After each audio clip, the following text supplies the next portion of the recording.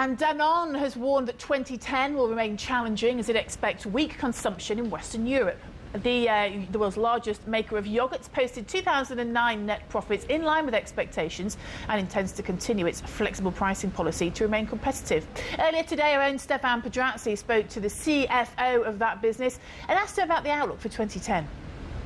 We said 2010 will be challenging, and of course it will be particularly the case in Western economies because of the consumption and unemployment. What it means for our growth is that it will simply keep coming from mainly emerging geographies, as it has been the case in 2009, in 2008, and will therefore keep being the case in 2010. So what we see for 2010 is growth, in fact, everywhere, but of course to a much higher extent in emerging countries. That's the case in Asia, in Indonesia, China, and other countries of Southeast Asia. That's the case of Americas with LATAM. Which is strong, with the US as well, which is a strong growth country for us, and of course with Eastern Europe. How do you think the crisis has changed consuming habits? Do you have the feeling that consumers today pay more attention to retail prices? I think the consumer is now mainly, probably with more care, looking at what value he gets for the price he's paying. More than just looking at the price. And that, to me, explains the reason why our value-added products, for instance in dairy, Activia, Actimel and others, have been overall resisting better than the total range of the portfolio. So for us, the question is to keep being able to demonstrate that we have a price gap which justifies the value gap, number one, and number two, to make sure that we have a range which is adapted to different kind of consumer and different kind of consumption. And that's what we have done, what we have adjusted this year. You say that you will have a flexible pricing policy in 2010.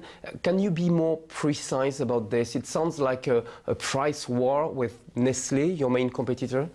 I think more than being flexible, we want to have a competitive management of pricing, which means that we first are going to tackle the inflation of cost, and in particular the inflation of raw mat, through productivity. And we are increasing the level of productivity in order to cover this inflation of cost. And then second, in particular considering our new positioning in terms of pricing and the fact that we are really well reflecting the gap of value through the gap of pricing, then in terms of pricing, we'll be envisaging price increase if and only if they put us in condition to remain competitive.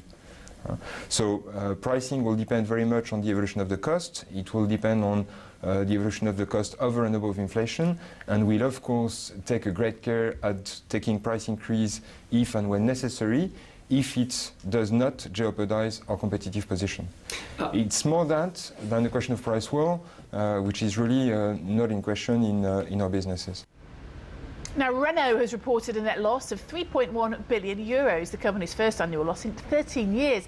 Shares in Renault, well, let's check on what happened to them today on the back of that news, down by some 5.8% or so. France's second largest car maker is forecasting a 10% contraction in the European auto market this year.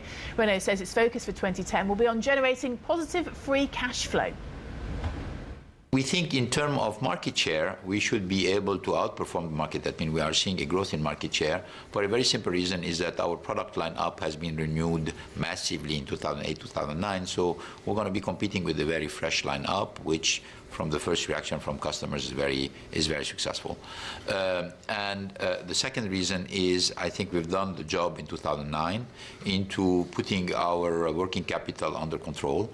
Our inventory level is sound, the level of investments is very low. We continue to reduce our cost. So I think we've done our basic job in order to be able to generate another year of positive free cash flow.